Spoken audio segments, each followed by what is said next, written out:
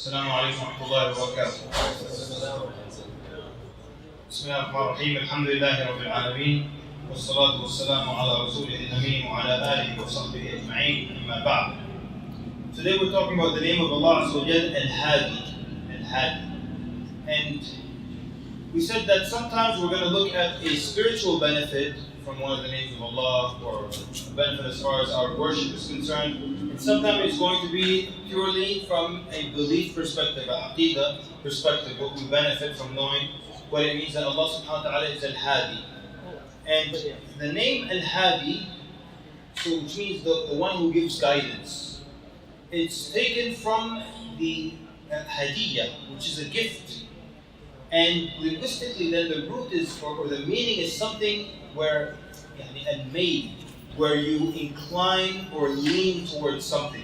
Because the gift, everybody inclines towards it. Everybody loves the gift, receiving the gift. You all incline to it. So, Al-Hadi then gets your heart to incline towards a direction, and of course in this case it's the direction of truth. Allah subhanahu wa ta'ala, for nothing on your part, gives you this guidance and guides you to the truth. So if you're in this room right now and you're born Muslim, there is nothing that you did, no struggle you did in the life before this life that made you become a Muslim. It's just a free gift from Allah subhanahu wa ta'ala, completely, that you were born into the truth. If you reverted to Islam, then Allah subhanahu wa ta'ala chose you from amongst billions of people and made your heart incline towards His religion and incline towards the truth. A complete gift of His. It's true you read and you did some research, but there are others who did research and it led them the wrong way. In your case, Allah subhanahu wa ta'ala guided you. So it's a completely free gift. And so the scholars say because it's a gift and it's not in your hands, for it to leave you, it's also not in your hands. And that's why the Prophet ﷺ, in his sujood, would make that dua that we all know, Allahumma ya muqallib al-qulub, thabbit qalbi ala deenik. O Allah, the turner of the hearts, keep my heart firm upon your religion. Why would the Prophet ﷺ make a dua like this? Because the hearts are in the hands of Allah subhanahu wa ta'ala. And guidance came to you with no effort of yours, a gift from Allah Azza wa Jal. And it can also be taken. So you ask Allah Azza wa Jal to keep that with you. To keep that with you. So this is guidance, a free gift from Allah subhanahu wa ta'ala. Something that we value more than anything. The scholars say the greatest gift any human being will ever have will be guidance from Allah Azza wa Jal. And it's something that is so free that we can't even find a proper analogy to describe it. And to try our best, imagine you're standing outside a fancy department store. Then the owner of the department store comes to you and gives you a big wad of cash like this. It says, go and spend this cash inside my store. And for every dollar you spend, by the end of the week, I'll give you $10 for each dollar you spend. You'll say to yourself, but what do you get out of this? And I'm just completely winning. You give me for free, and then you reward me based on what you gave me. وَلَهِ الْمَثَلُ الْأَعْلَى. Don't compare Allah to His creation. But Allah subhanahu wa ta'ala guided you to Islam. And then He told you to do certain things. And then you do them, and then He gives you eternal paradise. How can you thank Allah Azza wa Jalla enough for guiding you to Islam? How can you thank Allah subhanahu wa ta'ala enough? It is something completely free. And that is why it is the greatest blessing ever that Allah subhanahu wa ta'ala gives.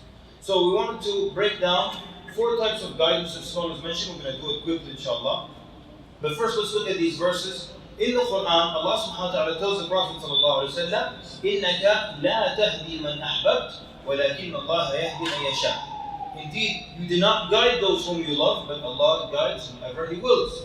Then in another verse, Allah subhanahu wa ta'ala tells the Prophet sallallahu alayhi wa sallam, وَإِنَّكَ لَتَهْدِي إِلَى صِرَاطٍ مُسْتَقِيمٍ. And indeed, you do guide to the straight path.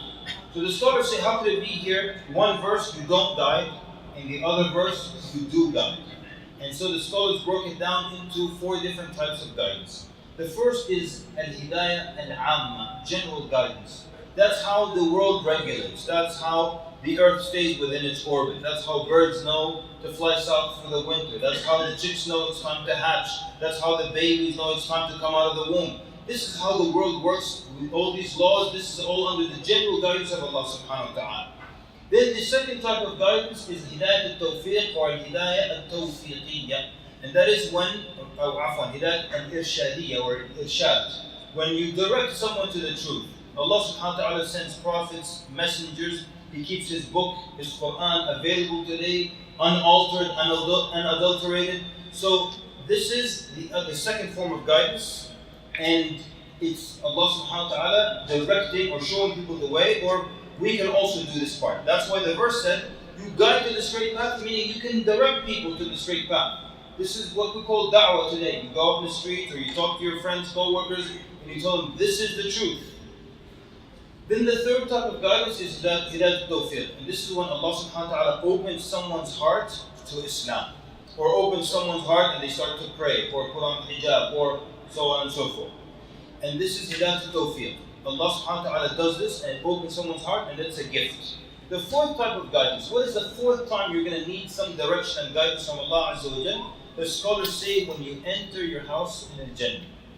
So when the gates of Jannah, there are 8 gates, and when they're open, there are many gates of Jannah, when they're opened, they're so huge, so wide, and yet people are going to rub shoulders going in. That's how crowded it is.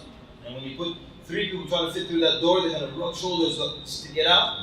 Even though the doors are so huge, people will rub shoulders to get into Al-Jannah. And Al-Jannah is so vast, how will you recognize? How will you find your house?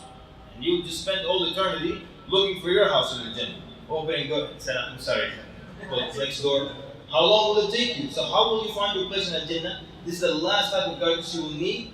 And Allah subhanahu wa ta'ala, and the Nabi sallallahu alayhi wa sallam mentioned in the hadith, that you will recognize your home in Al-Jannah better than you recognize your home on earth. You know how when you're far from your home, the streets don't look familiar, the turns don't look familiar, but as you get closer to your neighborhood, you recognize buildings, you recognize trees, signs, everything looks so familiar to you. When you enter Al-Jannah bi'idhnillah, your house will be more familiar to you in Al-Jannah than the one here. Otherwise you wouldn't be able to find it. So we're saying then, part 2 and 3, that's the one we wanted to focus on. The second one is where you direct people to the truth. The third one is when Allah opens their heart to the truth. It's very important for people to distinguish between the two. If I understand that my role is just to direct you to the truth, whether you accept Islam or not, I did my job. And you get rewarded for the act of giving da'wah. And that's why Nuh alayhi salam, the scholars say his age of 950 years, that was not his age, his lifespan. That was his age in da'wah. And some scholars say he started at age 50, or some say 100, some say 150, and then he gave da'wah for 950 years, and then a few believed. So does he get reward for just a few? Or does he get the reward for the effort of the 950? For sure, the reward of the 950. When you know that your job is just to direct people to the truth, then you've done your job, and then it's up to Allah subhanahu wa ta'ala to open people's hearts to Islam. And as long as you can distinguish these two, then there is nothing that can come in your way, no one that you can't talk to, and no mountain you can't move. Because all I have to do is direct you to the truth. And that's easy. And Allah subhanahu wa ta'ala opens the hearts to Islam, and no one would dare say that's difficult. This is part of our responsibility here. So the mercy we feel towards our fellow man, to our neighbor, to our co-worker, to people who are with us in school, we feel this mercy towards them. We like them, many good people. So you manifest that mercy in the form of giving them da'wah and calling them to Allah. Letting them get a little bit of this taste of this great sweetness of the Iman, or a little taste of this hidayah that Allah subhanahu wa ta'ala gave you for free, for nothing, on your heart. So this is part of our responsibility, giving da'wah, calling people, directing them to the truth, and the rest is up to Al-Hadi, up to Allah subhanahu wa ta'ala to open their hearts to Islam. Jazakumullah khair for your attentive listening. Sallallahu wa barak ala Muhammad wa ala alihi wa sahbihi ajma'in.